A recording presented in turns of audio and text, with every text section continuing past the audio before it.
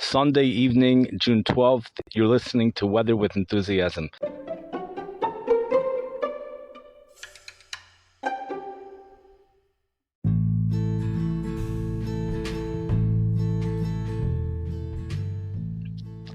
There's an enormous difference between what's going on right now and what went on in all of the previous years, to my knowledge, that St. Louis has ever hit 100 degrees in June. There's just been forecasts. These forecasts are forecasting for unprecedented things. The European computer model is not. If we were to follow the European computer model, it's certainly a hot forecast. It's well above normal. We might even tie a record or two, but nothing really that sticks out. You look at the European computer model for St. Louis, Missouri, it is hot. High temperatures, about 99 degrees for tomorrow, 99 degrees again on Tuesday, 99 degrees or so, upper 90s on Wednesday, temperatures mid-90s on Thursday, and then the thing kind of falls apart. We might get something back together again for next week on Tuesday. Things might start to come back together again. You know, it's a hot and humid. Maybe people are more used to the mid-90s. Here we have the upper 90s. We have those dew points in the low 70s, dew points in the mid-70s, and stuff like that. That's the European computer model. Expert forecasters have gone an extra mile on this, and they've been doing this for several days. It's the AccuWeather forecasters that I'm speaking about in particular. They do a great job. Therefore, we're not questioning the job that they do. They have information that none of us have. I know that. This is an internationally run organization, and the models that come out of Europe are more advanced than here in America. They have a team of top-notch meteorologists. It's a whole different world out there. And the numbers they are coming up with are the numbers that grab attention to those that are familiar with the St. Louis climate.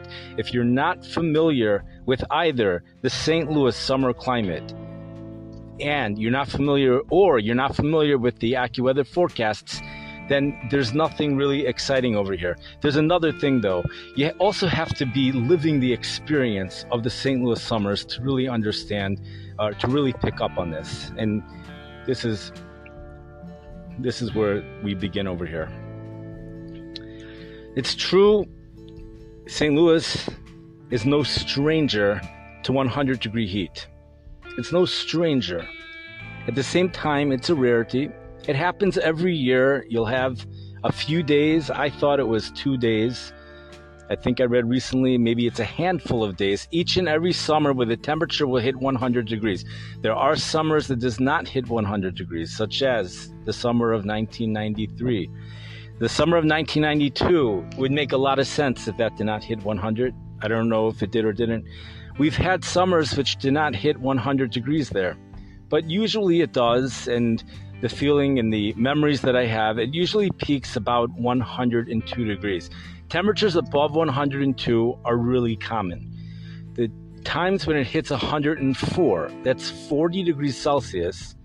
So realize this is going to make headlines big time if it does hit 104, because it's not only triple digit heat, but it also has in the Celsius system, even those that are using the Celsius system, you can now put a 4 there. That itself will grab people's attention. 104 degrees in St. Louis in the month of June only occurs during years of drought, to my knowledge. The forecasters, top-notch forecasters, were forecasting the St. Louis area to reach 104 degrees this upcoming Tuesday. It's difficult to explain it. I've come up with different defenses, different explanations. In fact, I did such a good job that I started to think it might happen myself. So, okay, they took it off. They're no longer forecasting 104 for St. Louis. But now the forecasts are something else which is even more impressive. It's also not unprecedented. It's not unprecedented, but realize the bar of heat, that when it comes to record heat in St. Louis, the bar is so high. Granted, you could break a record on any specific day in the month of June. You could do that. But when you start talking about streaks, the number of days above 90 degrees, number of consecutive days above 100 degrees, or any one-day extreme thing, it becomes really difficult. In July, it becomes difficult to even break a record, period. It becomes very hard because the bar is so high. But you go to the month of June. We come into the month of June, and let's play this out over here. You know, you go back to 2012. That was the last time we had 3 consecutive days above 100 degrees in St. Louis. It was well above 100. The dew points were really low. The sun was super efficient at heating things up. It occurred when the sun was just about the strongest it can possibly be during the year. The days were as long as it can be. The final 3 days in the year 2012 had temperatures above 100 degrees. Temperatures was 108 on June 28th. That 100-degree streak continued for the first 7 days of July. That's the second most consecutive days of 100 or higher St. Louis has ever had. The first most, you would think is 11. If the second most is 10, the most should be 11. It's not. Oh, the most should be 12. It's not.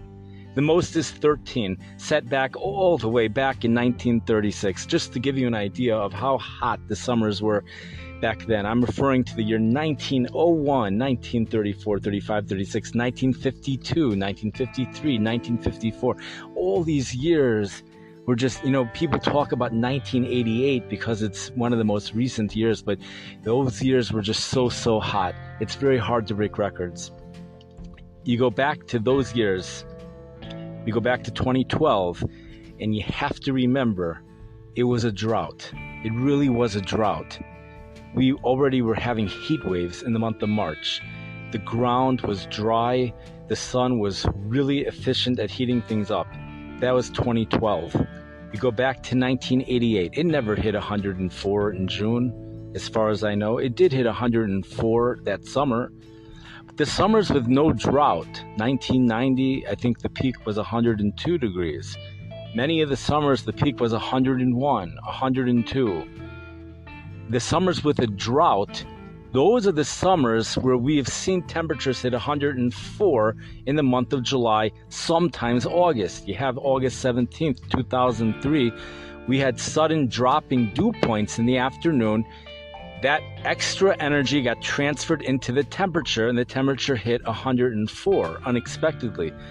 It happens. 102 is very close to 104, but it's not 104. 102 is 39 degrees Celsius. 104 is 40 degrees Celsius. This week, this spring, we've had flooding, just flooding, constant rain. The Mississippi River was at 30 feet. The flood stage is 30 feet. The river was at 30 feet. Maybe it even got higher, but I know as of a month ago, I was there, and I know it was 30 feet. The grounds are wet. The soil is full of moisture, and especially central Missouri, the soil's starting to dry out a little bit, but it's still at 70 to 80% moisture. The dew points reflect this very well. We have really high dew points that also makes it very difficult for the sun to be efficient at heating things up. Forecasters forecasted with their great knowledge beyond the European computer model. The model says 99. The forecasters, the human being with the brains, they're smarter than the models. They forecasted 104 for Tuesday. It went a little bit down. Went down maybe to 103. National Weather Service says 102. 102 is not unprecedented. 102 has happened before. 104 in a year without a drought is something to be excited about. It's something which that is going to be overlooked. People will say the hottest temperature ever in St. Louis was 115. What's 104? It's a nothing. It's no big deal. This is but when it was 115, that was from a drought. 104 in the month of June, when there's no drought. In fact, there's flooding. So much of the sun's energy is being used on grounds that have moisture. Even if not that, the air is full of water vapor, the dew points, and all of that for the temperature to still hit 104, for there to even be any top forecaster forecasting it to be 104, that's very, very remarkable stuff, and that should grab people's attention. It's just attention grabbing. Okay, temperatures are no longer forecasted to be 104, but we have something even more remarkable in the forecast now. 4 consecutive days of temperatures at 100 degrees or higher. The last time in St. Louis in the month of June, we had 4 consecutive days was back in 1954, the drought year of 1954. The record is 5 consecutive days in the month of June back in 1952. Remember, 2012 we saw 10 days, but only 3 of those were in the month of June. All of these years, to my knowledge, were years of drought. 2012 for sure was a year of drought. This week, the European computer model is not forecasting it. An additional thing is we have forecasters saying the heat is not going to be coming to an end. It's 2 straight weeks for the rest of June. Temperatures in the 90s. One has to wonder what is going on here. What's happened over here, the science of forecasting, but not just the forecasting, the computer models and meteorologists forecasting, and the knowledge of our history of climatology, all of that comes together to produce curiosity. It comes together to create an excitement to those that are sensitive to it. And you need all of that together, all of it together, before it could really ignite even those that are sensitive to it. If we were lacking even one of these things, if there was no computer model, we would also have, where are the forecasters getting this from? Okay, we have questions. Okay, we have questions, but we have questions right now. All of these questions, we would have no questions if the forecasting was just basic. We wouldn't have any questions right now because we wouldn't even be aware of the future. We wouldn't be aware of so far in the future, and we become aware of the amount of future that we become aware of is at a slow enough pace that it doesn't ring a bell. And in addition to that, the details are not quite as dramatic as they are when you hear about the whole thing in advance. What the forecasting has done is it has, first of all, it gives us all the details well in advance. It also tells us of things that might not even be happening, but it explains the reason for why it might happen. And this is something, even the possibility of it happening never existed before. There's so much more that we know today. There's so much more of an awareness.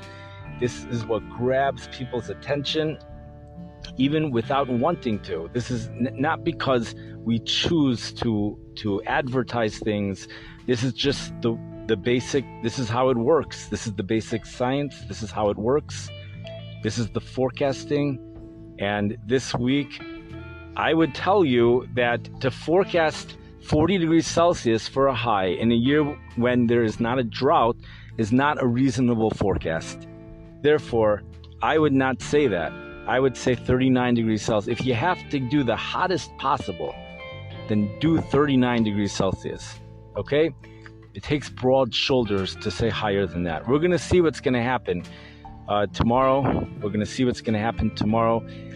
Tuesday already, we will see dropping dew points in the afternoon. Perhaps some of that energy could work towards increasing the temperatures despite the super high dew points.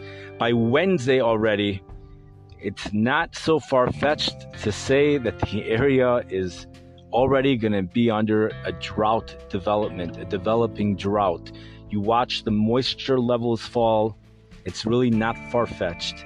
And by then, hundreds become more reasonable for Wednesday and for Thursday. We are watching right now a transition period, a possible transition period going from a season of flooding. We're going to transition to a drought. Once we do transition to a drought, those hundreds are going to become much more attainable those heat domes, the high pressure ridges become a lot more likely to develop over the area, and the chances for a hot summer become greatly increased. It is this air mass right now that is responsible for the transition. If thunderstorms should develop in this air mass, the transition might not take place. This is where it's at. The following couple days will determine it all until mid-August. That's what it is. Will there be a drought? Will there not be a drought? Will the sun be efficient at heating things up? Right now, this high pressure ridge is such a powerhouse. The compressional warming associated with it is such, because of the strength of it, is it's overriding any type of high moisture in the soil, anything that's preventing the efficient heating. It's all being overcome. We have temperatures 28 degrees Celsius, 5,000 feet above the surface. We're already starting off at 82 degrees. You put that with the surface warming, it's just naturally 98 degrees by the afternoon. Where do you come up with the other few degrees? You get it here and there. Lambert Airport tends to be about 3 degrees warmer than every place else. You can get to 101. 102 is not so far-fetched either, because 28 degrees Celsius doesn't translate to 82 degrees exactly. There's room to say it actually is 83 degrees. So there's room to say the surface temperature will actually be 99 degrees. Okay, we have lots of stuff to talk about over the next several days, but we sit here in awe as we watch, really not so much the awe of nature, but it's also what the knowledge that the forecasters have, what they're doing with it, what knowledge they are exposing the public to, and what they are keeping a secret is quite a mystery. And there are those who understood and maybe appreciated this podcast, and those that didn't. Anyways, we're in for hot weather for the next few days for the St. Louis area, a couple days in the Chicago area. The St. Louis area might even be receiving more than just a couple days. We're going to have to wait and see on that one. Thank you for listening. I wish everyone a good night.